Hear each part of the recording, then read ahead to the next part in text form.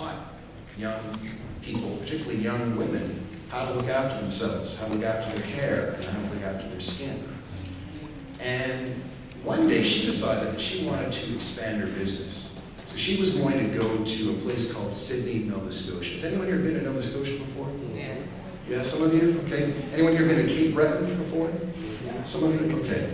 So if you travel from Halifax to Sydney, Nova Scotia, it's about a 5 to 7 hour drive, right? And it's really beautiful country. And Viola Desmond decided that she was going to travel from Halifax to Sydney in order to have a meeting with another business person in Sydney.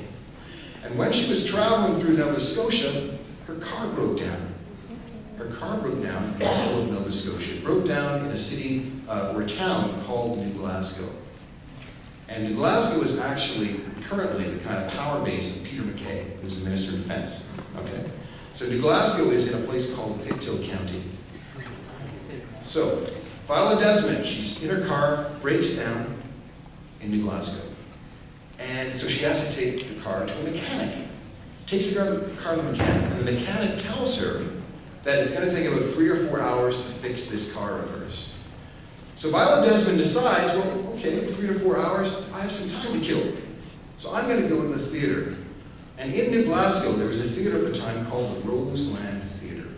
And it's in downtown New Glasgow. I've actually visited that theater, or the spot where it used to be. She goes to the theater. She goes into the theater and she sees the cashier. And she says, "1 down, please. 1 down, please." Meaning that she wanted a ticket in the front part of the theater. And the cashier gave her 70 cents change and a ticket. Right? So you got to remember that. 70 cents change, she got her ticket.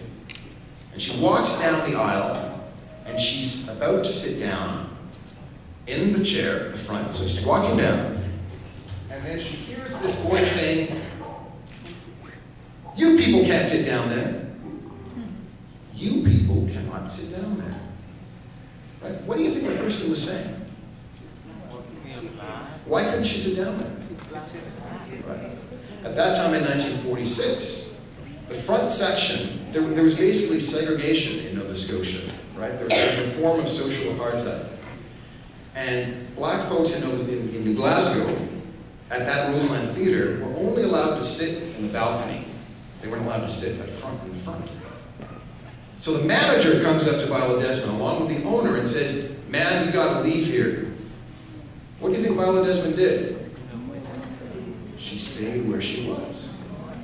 Right? She stayed where she was. This is 1946. So the manager and the owner calls the cops. And a police officer comes. And the police officer, along with the manager, dragged Viola Desmond out of the theater, put her in a car, the police car, and took her to jail. And she spent the night in jail.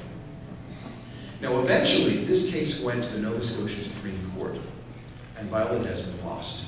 She lost her case. The reason why she lost her case was because she was convicted of tax fraud. She was convicted of tax fraud. The reason why she was convicted of tax fraud was because, remember I said she'd been given 70 cents change? Yeah. Right? The reason why she was convicted of tax fraud was because if you sat at that time in the front of the theater, the Roseland Theater, the cost for that ticket was 40 cents. Right? The cost for an upstairs ticket was 30 cents. The tax on the 40-cent ticket was 3 cents.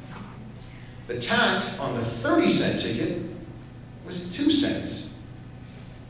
Viola Desmond had defrauded the government of Nova Scotia, the state, 1 cent. You got it? Yeah. You got what happened? Yeah. Right? She was guilty of tax fraud. Right? And she lost. She lost, but she won. And the reason why she won is that we're talking about her right now. Right? We're talking about her. And she's been a very inspirational figure. She's an inspirational figure to me. And she's been an inspirational figure for a lot of people. And her action actually helped to basically persuade the Nova Scotia government eventually to end some of the segregation laws that were on the books. In addition to that, last year, to its great credit, the Nova Scotia government apologized apologize to